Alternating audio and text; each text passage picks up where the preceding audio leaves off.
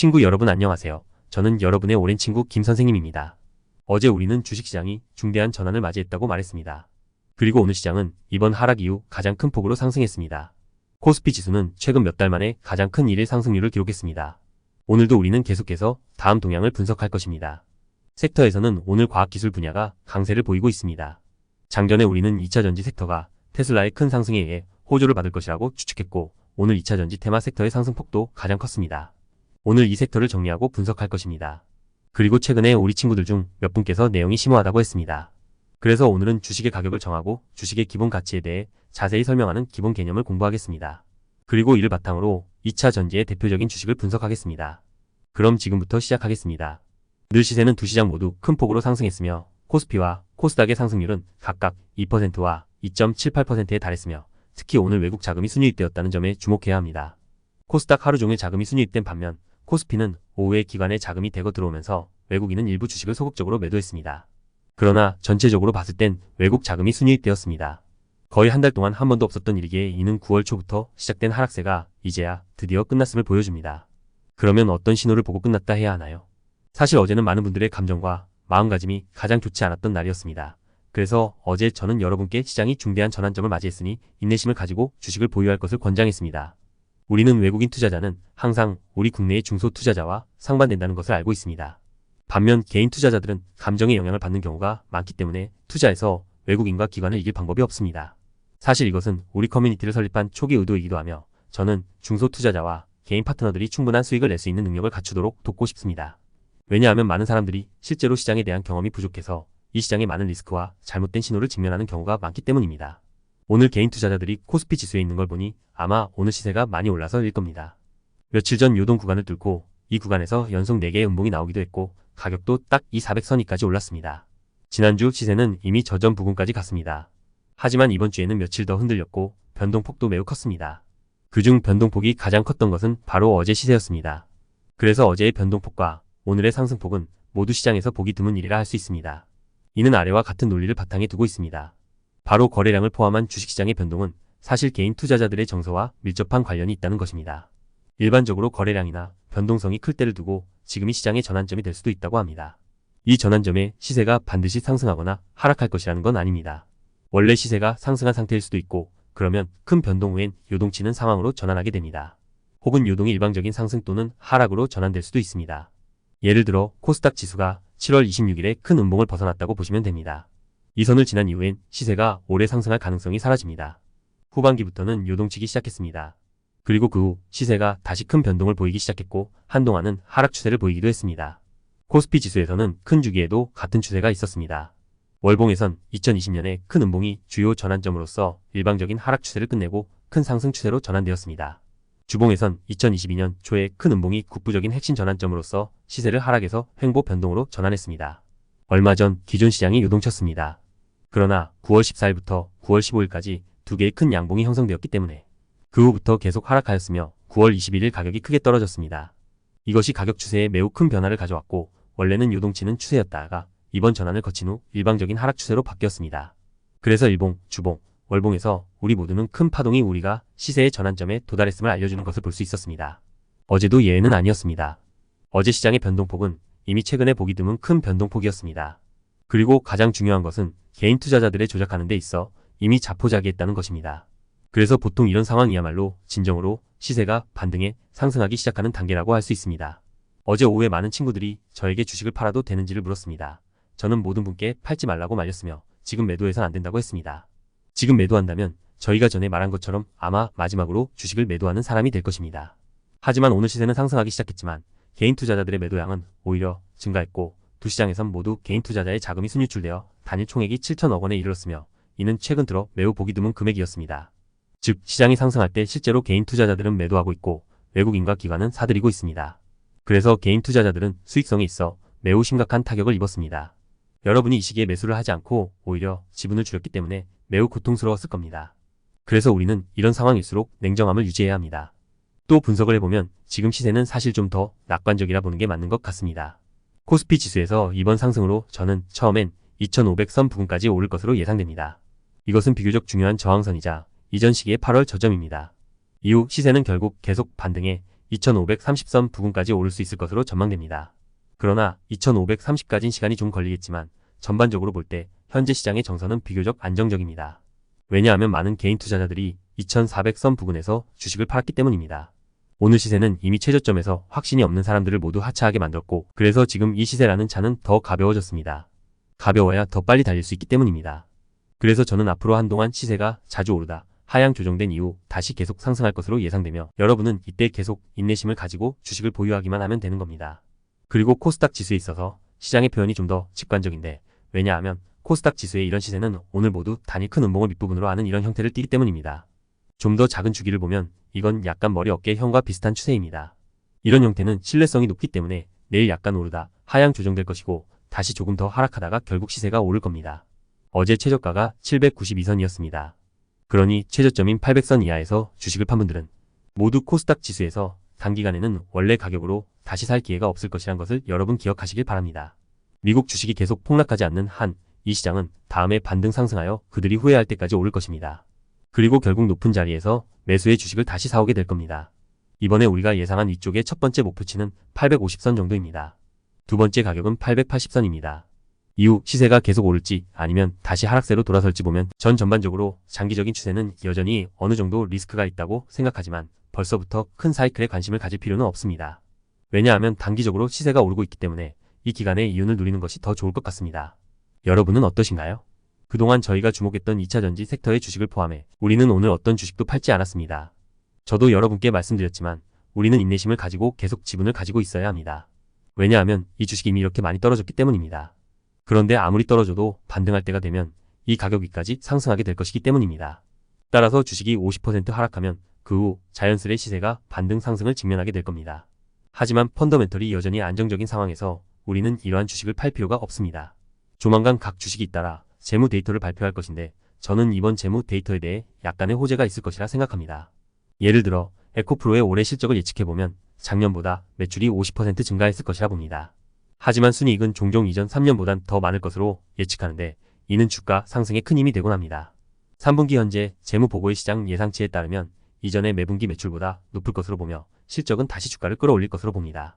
하지만 최근 자금 흐름을 보니 외국인과 기관도 이 주식을 매수하고 있습니다. 그래서 2단계 주식에 대해 저희는 이 주식이 계속 하락하더라도 절대 0이 되진 않을 것이라 말했습니다. 주가가 0이 되진 않을 것이기 때문에 반드시 비교적 합리적인 가격이 될 것이란 겁니다. 그렇다면 그 가격은 얼마가 되어야 할까요? 30% 하락하면 충분할까요? 아니면 50% 하락하면 충분할까요? 아니면 80% 하락하면 충분할까요? 우리는 가치에 대한 합리적인 평가로서 가격이 있어야 한다는 것을 알고 있으며 이것이 바로 기본 가치의 개념입니다. 이전에 우리는 주식 가격 책정 공식에 대해 공부했습니다. 주식 가격, 기초가치, 장기성장, 정서주기. 주가의 하한선은 종종 기본 가치에 의해 결정됩니다. 즉 가장 싼 경우 주식이 얼마나 싸게 될지 말입니다. 그러나 주식의 단기 상한선은 종종 정서주기에 의해 결정됩니다. 즉 시장이 얼마나 폭발적일지 말입니다. 주식의 장기적인 추세는 장기적인 성장의 가치에 의해 결정됩니다. 즉 미래의 주식 가치가 얼마일지 말입니다. 최근 한 달 이상 시장 시세가 급격히 떨어지자 많은 친구들이 저에게 와서 도대체 어디까지 떨어질 것 같냐고 물었습니다. 이에 대해 우린 그것의 기초 가치를 알아야 합니다. 기본 가치의 측정에 대해선 일반적으로 다음과 같은 몇 가지 지표를 봅니다. PER 주가 수익률 회사를 매입한 후 그 회사의 이윤으로 몇 년 동안 얼마를 벌 수 있는지. PBR 주가 순자산 비율 회사의 시가총액을 순자산으로 나눈 값이다. 결국 몇 배나 된다. 이것은 회사의 프리미엄을 나타내는 척도입니다. EPS 주당 수익 1주를 사면 매년 회사 이윤을 1주에 배분하는데 얼마나 될지. 레버리지율 순자산 총 자산회사의 자산을 총 자산으로 나눈 값, 즉 자산 부채의 총액. 전반적인 주식시장 측면에서 우린 경제 환경도 함께 보고 있습니다. 우리나라의 실업률은 현재 2.4%입니다. 최근 몇 년 동안 실업률이 지속적으로 감소했습니다. 그래서 우리나라 경제가 계속 좋아지고 있습니다. 그 후 주식시장의 전반적인 수익, 즉 주식시장에서 이 회사들이 창출하는 이익도 계속 상승하고 있습니다. 그렇기 때문에 일반적으로 주식시장은 계속 상승할 겁니다. 하지만 올해 이미 한 차례 큰 폭으로 올라 시장이 과열되었기 때문에 당분간은 그렇게 많은 돈을 벌지 못할 수도 있습니다. 그렇다면 이러한 단기 하락은 일종의 기존 가치가 다시 돌아온 것이라고 볼 수 있습니다. 그리고 전반적인 외부 환경이 나빠질수록 정서적으로 더 부정적이게 됩니다. 그러나 우리는 주식시장의 기초 가치가 여전히 존재하고 이 회사들이 여전히 수익을 내고 있다는 것을 알고 있습니다. 그래서 주식시장은 0까지 되지는 않을 것이고 어느 한 지점까지 떨어졌다가 멈출 겁니다. 그래서 이 시장을 보면 2022년 말쯤에 코스피 시장의 평균 주가 수익률이 10배 정도 떨어졌습니다. 그리고 이번 반등으로 일부 대기업의 올해 실적이 작년보다 좋지 않았고 주가 수익률은 올해 최고 17배까지 올랐습니다. 그러나 최근 시세는 최근 한 달여 동안 급전환했습니다. 전체 주가 수익률은 다시 약 12배 수준으로 떨어졌습니다. 일부 회사의 경우 올해 1분기와 2분기의 전체 이익이 작년보다 약간 나빴습니다. 현재 3분기엔 이미 반등을 했으니 4분기는 더 나아질 것으로 예상됩니다. 그리고 더 많은 회사들이 실제로 계속 개선되고 있습니다. 따라서 앞으로 우리는 미국 경제가 쇠퇴하지 않는 한 우리 주식시장의 장기적인 실적이 점점 더 좋아질 것이라고 봅니다. 그러면 이런 상황에서 주식시장이 많이 하락할 때를 우리는 매수할 수 있는 기회가 온 거라 볼 수 있습니다. 세계 경제가 모두 강세를 보이고 있는 상황에서 우리의 주가 수익률은 약 15배 정도가 합리적인 수준일 것이며 지속적으로 증가할 수 있다고 예측됩니다. 경기 침체기라면 우리의 주가 수익률을 10배에서 12배 정도로 본다면 합리적인 수준이라 할 수 있습니다. 그리고 사실 우리나라의 통화 정책이 더 완화될 수 있다면 미국처럼 주가 수익률을 20배 이상 높일 수 있습니다. 그렇다면 현재 우리의 시가, 총액과 현재의 지수 수준은 사실 비교적 합리적이라 볼 수 있습니다. 다만 장기적으로 봤을 땐 경기 침체와 함께 계속 하락세를 탈 수 있습니다. 2차 전지 섹터에서 방금 이론에 따르면 주가는 하락할 수 있지만 조만간 합리적인 가격을 제시해야 할 수 있습니다. 에코프로를 예로 들면 이 회사의 가치는 얼마일까요? 기초 가치를 기준으로 하거나 거기에 장기적인 성장 가치를 중첩하거나 거기에 정서적 주기를 계속 중첩할 경우 저인 세 가지 결과를 얻을 수 있습니다. 이에 대해 하나씩 말씀드리겠습니다. 우선 비유하자면 만약 회사의 주가 순이익률이 1보다 낮습니다. 즉 시가총액이 순자산보다 작으면 현재 시가총액에 따라 이 회사를 사게 됩니다. 그리고 이 모든 자산들, 부동산, 사무실 인테리어 가구, 사무실 컴퓨터, 그리고 짐 끄는 차들을 모두 팔아 이윤을 남길 수 있습니다. 한 회사의 시가총액이 5천억 원인데 제가 사가지고 회사 물품을 다 팔면 7천억 원 정도 될 것이고 그럼 바로 2천을 벌 수 있는 겁니다. 이 회사는 필요 없고 그냥 순자산만 팔면 됩니다. 그러면 이것이 바로 주가순이익률의 개념입니다. 즉 그레이엄의 담배꽁초 죽기 투자 전략이다. 이는 가치 투자의 기본 방식이다. 따라서 우리는 일반적으로 주가 수익률이나 주가 순이익률이 충분히 낮을 때 회사는 기본 가치로 돌아섰다고 생각합니다. 어느 정도까지 낮은 것이 합리적인 수준인지는 사람마다 다릅니다. 하지만 저는 여러분께 이런 구간을 정해드릴 수 있습니다. 첫째, 우리는 주가 순이익률과 주가 수익률이 충분히 낮을 때 회사의 시가총액이 실제 가치에 더 가깝다고 생각합니다. 이때 우리가 이 회사를 매입하면 회사의 가격 아래에 일정한 안정 한계가 있을 겁니다. 그렇다면 구체적으로 어느 정도의 수치가 적당할까요? 일반적으로 우리는 회사의 레버리지 비율이 낮을수록 회사의 자산이 가벼워지고 주가 순수익률이 높아질 수 있음을 봤습니다. 두 가지 극단적인 예를 들겠습니다. 예를 들어 한 사람이 한 대의 노트북으로 업무를 볼 경우 이 노트북의 가치는 100만 원입니다. 하지만 이 사람이 그 노트북으로 벌어들인 수입은 연간 1억 원입니다. 우리는 1억 원이 100만 원의 100배라는 것을 알고 있지만 정작 수입을 창출하는 것은 컴퓨터 자체가 아니라 사람의 일과 지식입니다. 이러한 지식은 회사의 순자산으로 직접 지정되지는 않지만 회사의 기본 가치의 중요한 부분으로 간주됩니다. 따라서 우리는 PBRE를 요구하지 않습니다. 왜냐하면 지식을 더한 후 PBRE이 되면 진정한 가치가 되기 때문입니다. 일부 은행이나 보험회사는 레버리지 비율이 매우 높습니다. 삼성생명 32,830을 예로 들면 총 자산은 299만 8,290이고 부채는 257만 3,035이며 순자산은 42만 5,255입니다. 총 자산의 일부는 사실 각종 비유동성 자산을 포함하고 있습니다. 즉 정말 팔려고 한다면 가치가 높아 팔리지 않을 수도 있습니다. 하지만 그 평가치도 매우 높습니다. 하지만 그것이 진 빚은 보통 확실한 금액입니다. 또한 이러한 회사는 높은 부채에 의존하여 돈을 벌고 있으며 일단 사회가 체계적인 위험에 직면하면 회사는 파산하기 쉽습니다. 그래서 이런 식으로 하면 만약 PBR1이라면 저는 현재 시가총액에 따라 회사를 사들여 그 순자산을 모두 매각할 것입니다. 총 자산이 평가절하될 위험이 있거나 제값에 팔리지 않을 위험이 있기 때문에 저는 결국 손해를 볼 것입니다. 따라서 이러한 회사의 주가 순수익률은 일반적으로 더 낮습니다. 실제로 현재 삼성생명은 PBR 0.3입니다. 이것은 합리적인 평가 수준입니다. 따라서 회사의 레버리지 비율은 기본 가치의 합리적인 평가 수준을 결정합니다. 이를 기반으로 다시 한번 에코프로에 대해 보겠습니다. 2분기 재무보고서에 따르면 주가순이익률은 15배, 주가수익률은 50배에 달하기 때문에 정상적인 상황에서는 우리도 이 기본 가치로 이 회사의 성과를 고려하지 않을 것입니다. 이렇게 하는 이유는 시세가 가격 상승을 이끄는 것이 센티먼트이기 때문입니다. 그래서 왜 이럴 때 가격이 하락하는지 우리는 설명할 수 있습니다. 바로 센티먼트 쇠퇴 때문이고 주가가 기초가치와 너무 멀리 떨어져 있어서 효과적으로 지탱할 수 없기 때문입니다. 그럼 기초가치에 따라 얼마를 책정해야 할까요? 현재 주가는 84만이며 PBR1의 경우를 고려한다면 그러면 이 회사의 주가는 10만 위안 이하로 떨어질 수 있습니다. 사실 여러분도 이 가격이 몇 년 전 주가와 비슷하다는 것을 알게 될 것이며 당시 회사의 주가는 그 회사의 기본 가치와 일치했습니다. 그런데 왜 그때는 주가 상승이 후기만큼 뚜렷하지 않을까요? 후기에 두 개의 요소가 더 생겼기 때문입니다. 우선 우리는 회사의 실적이 최근 몇 년 동안 지속적으로 증가하고 있으며 특히 21년부터 실적이 빠르게 증가하고 있는 것을 보았습니다. 이에 따라 주가도 21-22년부터 크게 올랐습니다. 순자산이 크게 늘지는 않았지만 실적이 좋아진 것은 사실 회사에게 있어 더 좋은 일입니다. 그러나 기초가치의 관점에서 보면 회사는 여전히 이 정도의 가치가 있을 수 있습니다. 순자산만 고려하고 성장성과 시장 열기를 고려하지 않는다면 그 가치는 바로 이 정도일 겁니다. 그런 다음 우리가 다시 한 가지 요소를 더해 이 회사의 실적이 계속 증가한다면 우리는 기본 가치에 회사의 실력 성장에 따른 추가적인 가치를 더할 수 있습니다. 이 부분의 가치를 우리는 흔히 장기 성장이라고 합니다. 그렇다면 장기적인 성장의 가치는 얼마나 됩니까? 이것은 사실 그리 쉽게 측정할 수 있는 것은 아닙니다. 예상 실적에 따라 내년에는 다시 2배가 될 것 같습니다. 하지만 내후년에는 실적에 따라 내년의 가치보다 2배로 증가할 수 있습니다. 더 먼 시기는 아직 명확하지 않아 현재의 재무보고로 예측할 수 없습니다. 이렇게 보면 몇 년 안에 주가가 한 3-4배는 될 것 같습니다. 비록 우리는 아직 그 회사가 반드시 성장할 수 있고 실적이 반드시 이 수준에 도달할 것이라고 확신할 수는 없지만 적어도 이 전망만 있으면 우리는 매수를 시도할 수 있기 때문에 이것은 장기적인 성장에 따른 가치라 할 수 있습니다. 현재 시장 전망에 따르면 내년 말까지 주당 순이익이 19,427로 20배의 주가 수익률을 기준으로 주가는 40만이 될 수 있습니다. 물론 이 PER 20도 논란의 여지가 있으며 사람마다 다른 평가치를 가질 수 있습니다. 재무 성과를 깨고 데이터 이면에 비즈니스 모델을 직접 간파하고 회사의 실적이 추가 투자 없이 지속적으로 상승할 수 있는지 여부를 분석할 수 있다면 더 합리적인 평가를 할 수 있습니다. 이것이 바로 워렌 버핏의 가치 투자 방법입니다. 이 외로도 올해 초 전도체와 2차 전지가 시장에서 열기가 계속 높아짐에 따라 이 회사를 많은 외국인과 국내 투자자들이 매수했습니다. 모두가 알 수 있을 텐데 이 회사는 장기적인 성장 우위를 가지고 있고 그 후 실적도 계속 상승하고 있다고 말하는데 이는 이때 여러분이 매입하는 과정에서 거대한 거품이 형성된 겁니다. 우린 그 회사를 이제 센티먼트의 상승기에 접어들었다 합니다. 센티먼트가 점점 더 높아져 이때 주가도 많이 오르게 된 겁니다. 하지만 8월 이후 시장은 점차 얼어붙기 시작했고 모든 사람들의 센티먼트도 점차 가라앉기 시작했습니다. 그러면 이때를 센티먼트의 쇠퇴기라고 하는데 주가의 하락도 2단계에서 그 하락폭이 가장 큽니다. 구체적인 이유는 연초 미국 주식이 상승하면서 우리 주식시장도 전반적으로 상승했기 때문이며 특히 기술주 섹터의 시장 열기가 매우 높았기 때문입니다.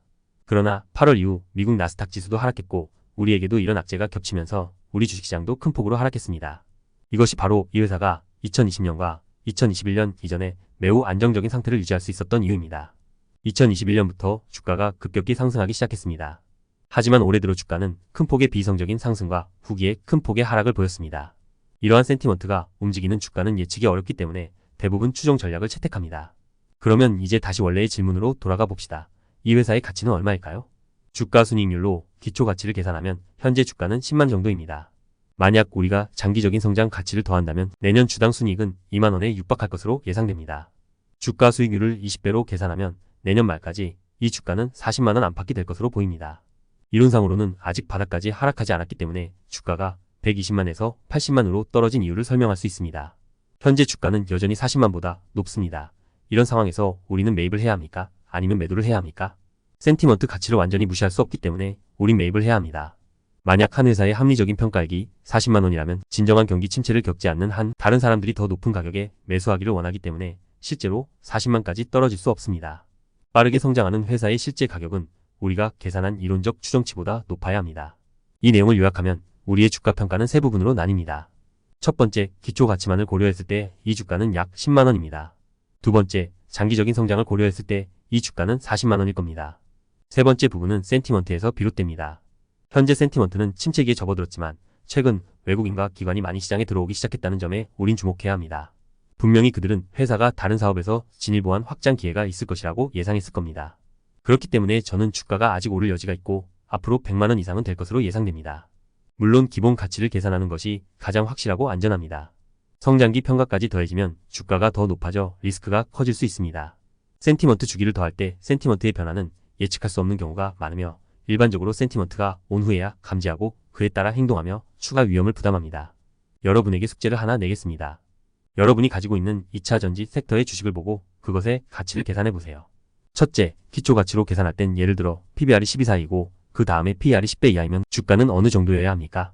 장기적인 성장을 거듭한 후 EPS라는 지표를 보면 그것이 바로 주당 순이익입니다. 내년 말까지 그것에 예상되는 EPS가 얼마인지 보고 만약 성장하는 회사 내년 예상 EPS가 올해와 작년보다 높음의 경우 20배 PER로 계산합니다. 그런 다음 내년 EPS에 따라 주식을 다시 평가합니다. 그런 다음 시장 열기를 만나면 더 생각해보세요. 만약 열기가 높을 때 많은 사람들이 이 주식을 사려고 한다면 그것을 어디로 밀어붙일 수 있을까요? 다시 평가를 해보세요. 이렇게 하면 우리는 주식 한 개가 도대체 얼마의 가치가 있는지 확실히 알 수 있습니다. 오늘은 주로 주식의 기초 가치에 대해 공부했고, 그 다음에는 회사의 장기적인 성장 가치와 센티먼트 주기에 대해 공부해서 좀 더 세밀한 분석을 할 것입니다. 마지막으로 오늘 나눈 주요 내용을 요약해 보겠습니다. 첫째, 현 단계의 주식시장의 경우 우리는 현재 자본 구조가 외국인 투자, 개인 투자자, 기관의 세 가지 요소를 포함하고 있다는 것을 알고 있습니다. 외국인은 한 달간의 순매도를 거친 후 오늘 순이입했습니다. 하지만 개인 투자자는 오늘 가장 많이 매도한 그룹입니다. 이것은 또한 제가 커뮤니티를 설립한 원래 취지입니다. 많은 개인 투자자들이 시세를 잘못 판단하고 있기 때문입니다. 센티먼트 조절에서도 마음을 안정시키고 더 잘하기 위해선 함께 뭉쳐야 합니다. 우리는 또한 전체 주가 지수의 적정 가치에 대해 논의했으며 이번 반등 목표에 대해서는 저는 코스피 지수가 초반에는 2500 근방까지 오르고 결국 2530 근방까지 오를 것이라고 생각합니다. 코스닥 지수는 초반에는 850 부근까지 올라가다가 결국 880 부근까지 올라갈 것입니다. 또한 우리는 주식의 기본 가치에 대해 배웠습니다. 제가 또 여러분에게 숙제를 하나 냈습니다. 여러분은 자신이 보유한 2차전지 주식에 대한 기본 가치를 계산해 그 성장성을 고려하여 향후 12년간의 주식 EPS를 예측하고 시장 열기와 센티먼트를 고려하여 새로운 가격을 책정해 보세요. 시장 예측에 관계없이 오늘 저녁에 미국의 PPI 데이터가 발표될 것입니다. 개인적으로는 이 수치가 결국 미국 주식의 상승을 이끌 수 있을 것이라고 생각합니다. 그것은 더 이상 가장 중요한 데이터가 아니며 연준 내에 원래 매파적인 계속 금리를 인상하는 것을 지지하는 일부 관료들도 이제는 더 이상 금리를 인상하지 않으므로 말을 바꾸기 시작했습니다. 그렇다면 이는 미국이 연말까지 금리를 더 이상 올리지 않고 내년에는 금리 인하 폭이 더 커질 수 있다는 의미일 수 있으며 이는 전체 주식시장의 중요한 호재입니다. 내일 우리의 주식시장은 계속 상승할 것입니다. 자, 이것이 바로 오늘 우리가 배운 내용입니다. 여러분의 숙제는 언제든지 저나 저의 조수에게 보내시면 됩니다. 내일 저는 계속해서 여러분들을 위해 시세 동향을 분석하고 저희가 보유한 주식에 대한 추가 매매 결정을 내릴 것입니다. 여러분 모두 매일 수확이 있기를 바랍니다. 내일 뵙겠습니다.